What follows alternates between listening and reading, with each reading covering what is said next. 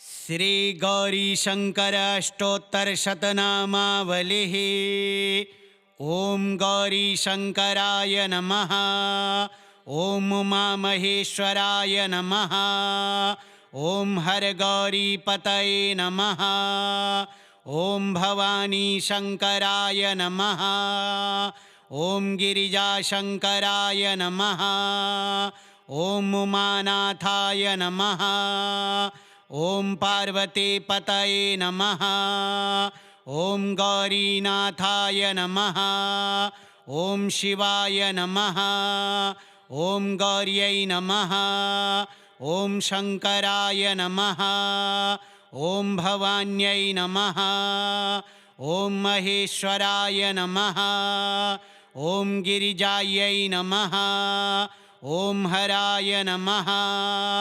ओम उमायै नमः। ओम रुद्राय नमः। ओम पार्वत्यै नमः। ओम नीलकंठाय नमः। ओम शैलजायै नमः। ओम त्रिलोचनाय नमः। ओम कात्यायन्यै नमः। ओम पशुपतये नमः। ओम दुर्गायै नमः। ओम शंभवे नमः। ओम अंबिकायै नमः। ओम ईशानाय नमः। ओम जगदम्बायै नमः। ओम सदाशिवाय नमः। ओम महागौर्यै नमः। ओम शर्वाय नमः। ओम चंडिकायै नमः। ओम त्र्यंबकाय नमः। ओम भवानीपतये नमः। ओम विश्वनाथाय नमः। ओम मातृरूपिण्यै नमः। ओम कैलासनाथाय नमः। ओम शक्तिरूपिण्यै नमः। ओम दिगंबराय नमः। ओम शिवप्रियायै नमः। ओम भूतनाथाय नमः। ओम शंकरप्रियायै नमः। ओम योगेश्वराय नमः। ओम योगमायायै नमः। ओम महादेवाय नमः। ओम जगन्मात्रे नमः। ओम त्रिपुरांतकाय नमः। ओम त्रिपुरसुंदर्यै नमः। ओम कालेश्वराय नमः। ओम कालिकायै नमः। ओम मृत्युंजयाय नमः। ओम अन्नपूर्णायै नमः। ओम नटराजाय नमः। ओम भद्रकाल्यै नमः। ओम भैरवाय नमः।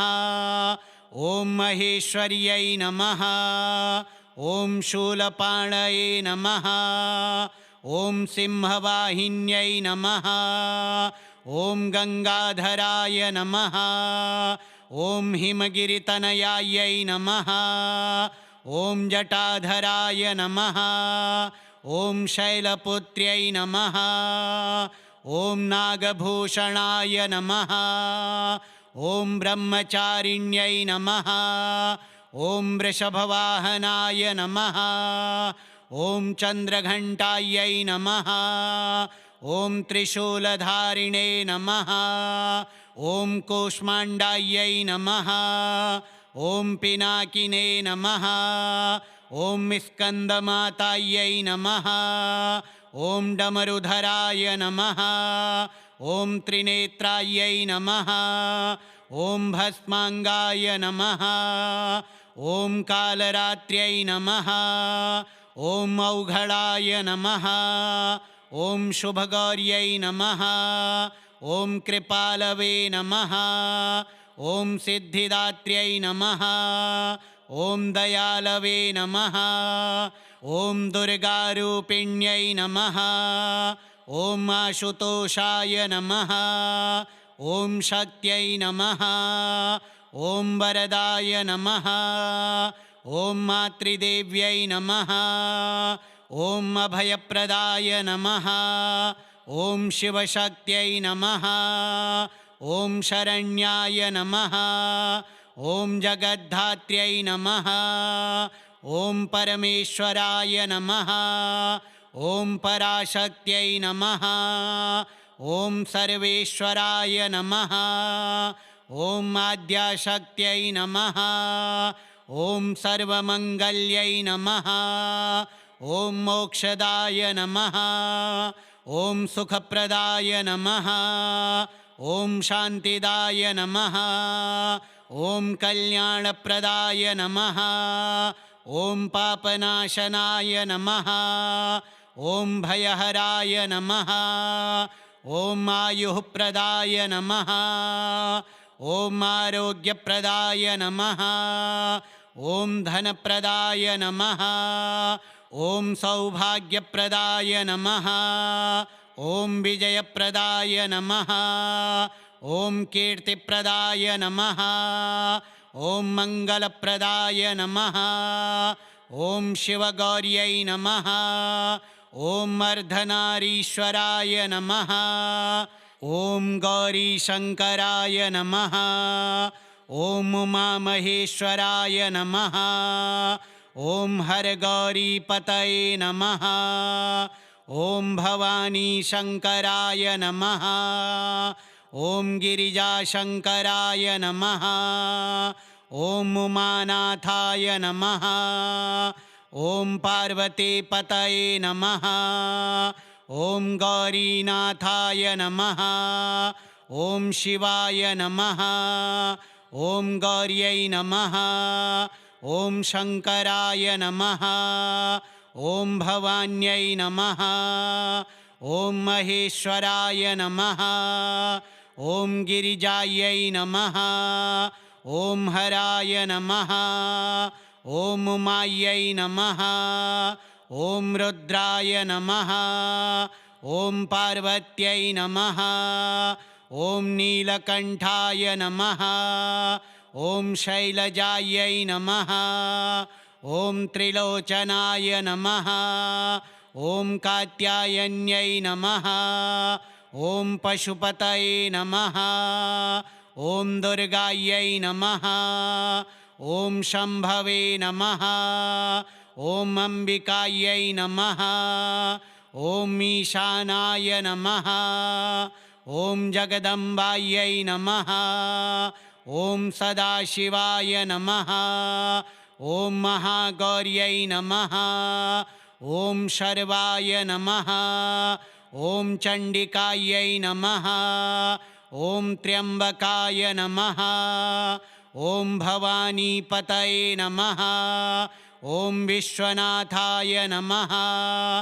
ॐ मातृरूपिण्यै नमः ॐ कैलासनाथाय नमः ॐ शक्तिरूपिण्यै नमः ॐ दिगम्बराय नमः ॐ शिवप्रियायै नमः ॐ भूतनाथाय नमः ॐ शङ्करप्रियायै नमः ॐ योगेश्वराय नमः ॐ योगमायायै नमः ॐ महादेवाय नमः ॐ जगन्मात्रे नमः ॐ त्रिपुरान्तकाय नमः ॐ त्रिपुरसुन्दर्यै नमः ॐ कालेश्वराय नमः ॐ कालिकायै नमः ॐ मृत्युञ्जयाय नमः ॐ अन्नपूर्णायै नमः ॐ नटराजाय नमः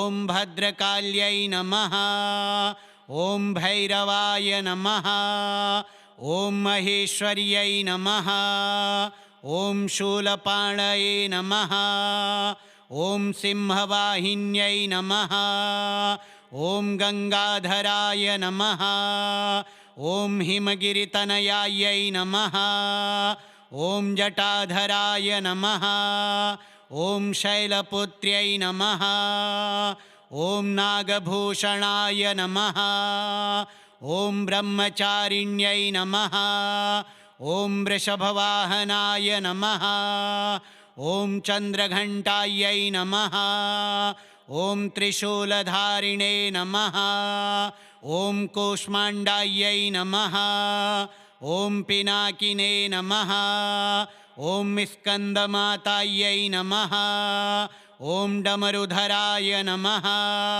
ॐ त्रिनेत्रायै नमः ॐ भस्माङ्गाय नमः ॐ कालरात्र्यै नमः ॐ औघडाय नमः ॐ शुभगौर्यै नमः ॐ कृपालवे नमः ॐ सिद्धिदात्र्यै नमः ॐ दयालवे नमः ॐ दुर्गारूपिण्यै नमः ॐ आशुतोषाय नमः ॐ शक्त्यै नमः ॐ वरदाय नमः ॐ मातृदेव्यै नमः ॐ अभयप्रदाय नमः ॐ शिवशक्त्यै नमः ॐ शरण्याय नमः ॐ जगद्धात्र्यै नमः ॐ परमेश्वराय नमः ॐ पराशक्त्यै नमः ॐ सर्वेश्वराय नमः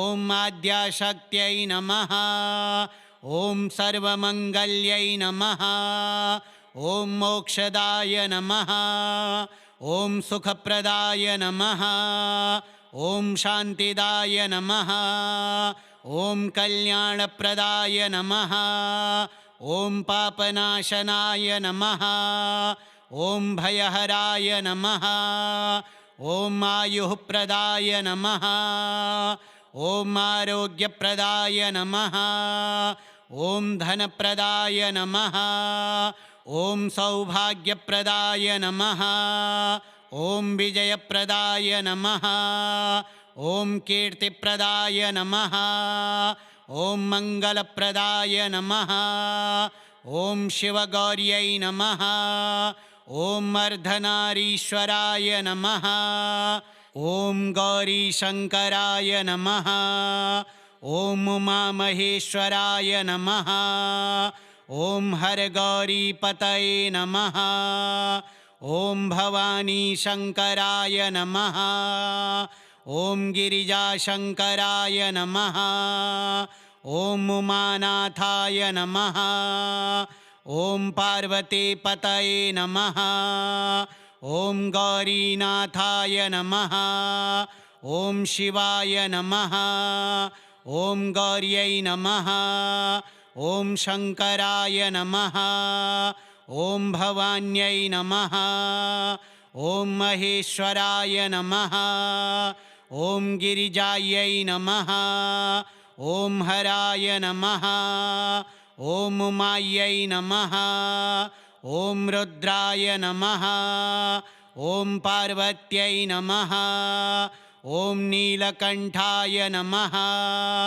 ॐ शैलजायै नमः ॐ त्रिलोचनाय नमः ॐ कात्यायन्यै नमः ॐ पशुपतये नमः ॐ दुर्गायै नमः ॐ शम्भवे नमः ॐ अम्बिकायै नमः ॐ ईशानाय नमः ॐ जगदम्बायै नमः ॐ सदाशिवाय नमः ॐ महागौर्यै नमः ॐ शर्वाय नमः ॐ चण्डिकायै नमः ॐ त्र्यम्बकाय नमः ॐ भवानीपतये नमः ॐ विश्वनाथाय नमः ॐ मातृरूपिण्यै नमः ॐ कैलासनाथाय नमः ॐ शक्तिरूपिण्यै नमः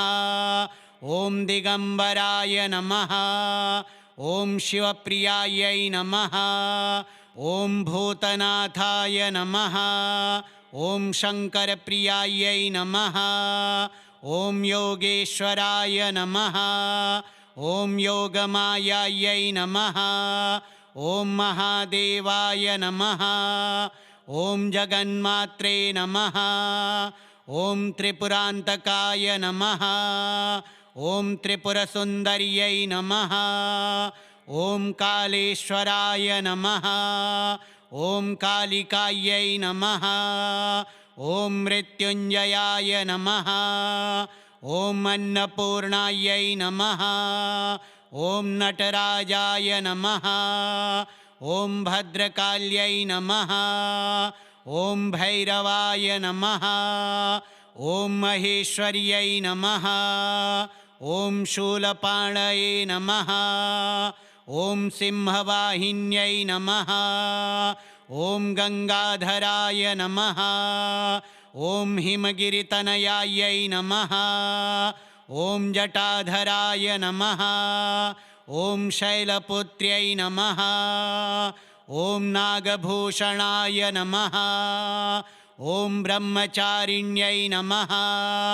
ॐ वृषभवाहनाय नमः। ॐ चन्द्रघण्टायै नमः। ॐ त्रिशूलधारिणे नमः। ॐ कूष्माण्डायै नमः। ॐ पिनाकिने नमः। ॐ स्कन्दमातायै नमः। ॐ डमरुधराय नमः। ॐ त्रिनेत्रायै नमः। ॐ भस्माङ्गाय नमः। ॐ कालरात्र्यै नमः। ॐ औघडाय नमः। ॐ शुभगौर्यै नमः। ॐ कृपालवे नमः। ॐ सिद्धिदात्र्यै नमः। ॐ दयालवे नमः। ॐ दुर्गारूपिण्यै नमः। ॐ आशुतोषाय नमः। ॐ शक्त्यै नमः। ॐ वरदाय नमः। ॐ मातृदेव्यै नमः।